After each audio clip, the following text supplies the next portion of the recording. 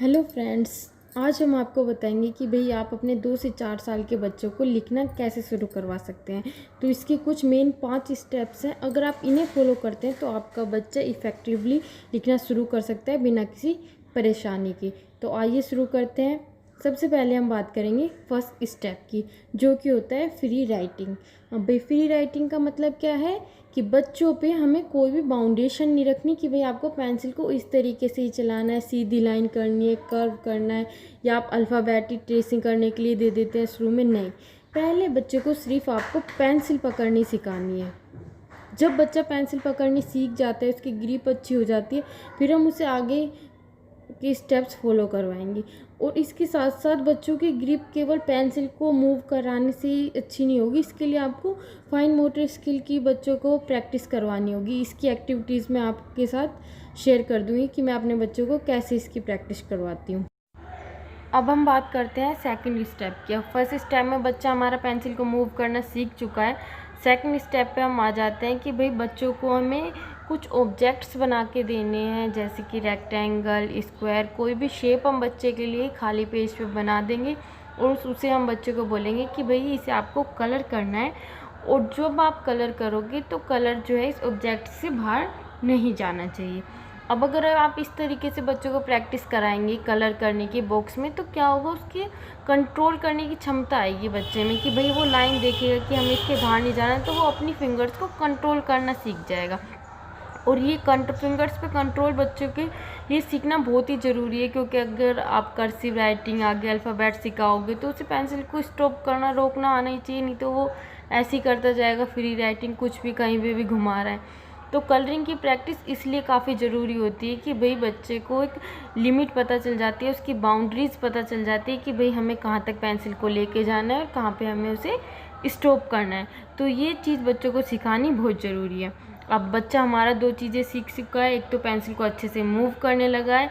अब बच्चा कलरिंग में भी ज़्यादा कलर्स बाहर नहीं निकलना। ऐसा नहीं कि बच्चा बिल्कुल ही परफेक्ट करेगा तब हम थर्ड स्टेप पे आएंगे। अगर थोड़ा बहुत ठीक कर रहा है, थोड़ा बहुत कभी बाहर जा रहा है, तो कोई नहीं, गलती करके ही बच्चा सीखेगा।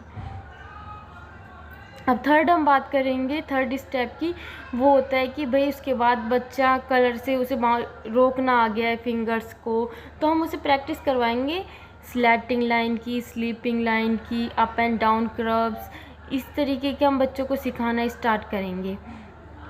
बच्चों को सिंपल ये आप एक्टिविटीज़ के थ्रू करवाएंगे तो बच्चा जल्दी सीखता है। जैसे कि अगर आपको स्लैटिंग लाइन की एग्जांपल ले ले, तो अगर आपको इसकी प्रैक्टिस करवानी है तो आप बच्चों को क्या बोलेंगे कि एक बादल बना दिया, उसके नीचे टेढ़ी स्लैटिंग लाइन बना दी कि भाई बच्चों देखो ये बारिश बनानी है आपको इस तरीके से।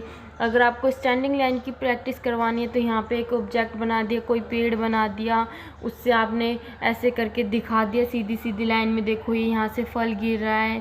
स्लीपिंग लाइन में आप इधर बटरफ्लाई बना सकते हैं, इधर भी एक ऑब्जेक्ट बना सकते हैं और उसे मिलाने के लिए बोल सकते हैं कि भाई सीधा सीधा इन्हें मिलाओ। और अप एंड डाउन कर्व की भी इसी तरीके से कोई भी, जैसे पेंटिंग बना लिया आपने। बच्चों को कलर से अगर आप ये स्लैटिंग लाइन एंड कर्व सिखाते हैं तो बच्चा जल्दी सीखता है कि भाई आधी पेंटिंग आपने कर दी और आधी पेंटिंग आप बच्चों से कंप्लीट करवा रहे हो। जैसे कि बारिश बनवा के कर्व्स के लिए आप बादल बनवा सकते हैं बच्चों से। और या फिर आपने जैसे कि कलर करवा लो, झोपड़ी बनाई है आपने, उसमें आप इस तरीके की विंडोज़ बनाए जिसमें कर्व्स यूज़ होते हो, तो बच्चा पेंटिंग के थ्रू आसानी से कर्व्स और ये slanting line, standing line, sleeping line बनाना आसानी से सीख जाता है। अब हम बात कर लेते हैं भाई फोर्थ स्टेप की, जो कि है पैटर्न प्रैक्टिस। ये बच्चों के लिए बहुत ही ज़्यादा ज़रूरी है। इससे पहले कि बच्चे को आप अल्फ़ाबेट सिखाएं, कुछ टाइम के लिए पैटर्न प्रैक्टिस करवाना बच्चों के लिए बहुत ज़्यादा ज़रूरी है। इसकी इम्पोर्टेंस इसलिए भी ज़्यादा बढ़ जाती है क्योंकि इससे पहले क्या था, हम बच्चों को पेंटिंग के थ्रू केवल वाइट पेपर पे इस तरीके की प्रैक्टिस कराए थे।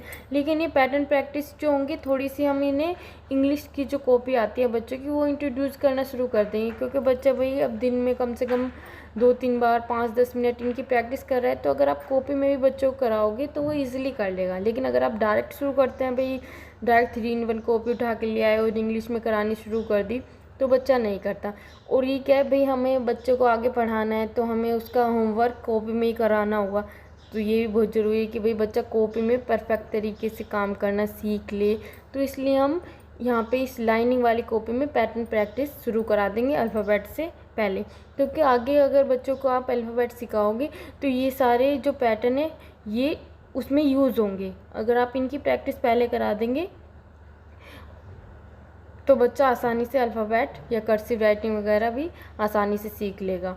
अब हम बात कर लेते हैं भाई सबसे लास्ट स्टेप की, वो है 5th स्टेप।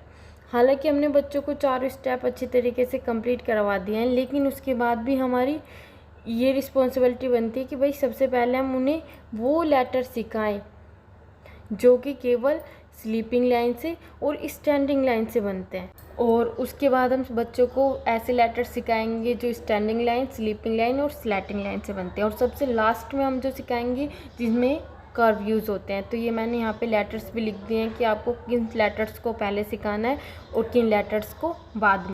तो ये थे वो 5 स्टेप्स, अगर आप जिनका यूज़ करते हैं तो आपका बच्चा आसानी से इंग्लिश अल्फ़ाबेट को लिखना आसानी से सीख सकता है। अब दूसरी बात ध्यान रखनी है आपको, वही फाइन मोटर स्किल की प्रैक्टिस ज़रूर कराएं। और फाइन मोटर स्किल्स की अगर आपको एक्टिविटी जाननी है तो इसकी वीडियो भी मैं आपके साथ शेयर कर दूँगी कि भाई मैं अपने बच्चों को कैसे राइटिंग प्रैक्टिस करा रही हूँ और उसके फाइन मोटर स्किल के लिए कौन कौन सी एक्टिविटीज़ करवा रहे हैं। तो अगर आप भी वो एक्टिविटीज़ देखना चाहते हैं तो प्लीज़ चैनल को सब्सक्राइब कर लें ताकि आने वाली वीडियो का नोटिफिकेशन आपको मिल जाए।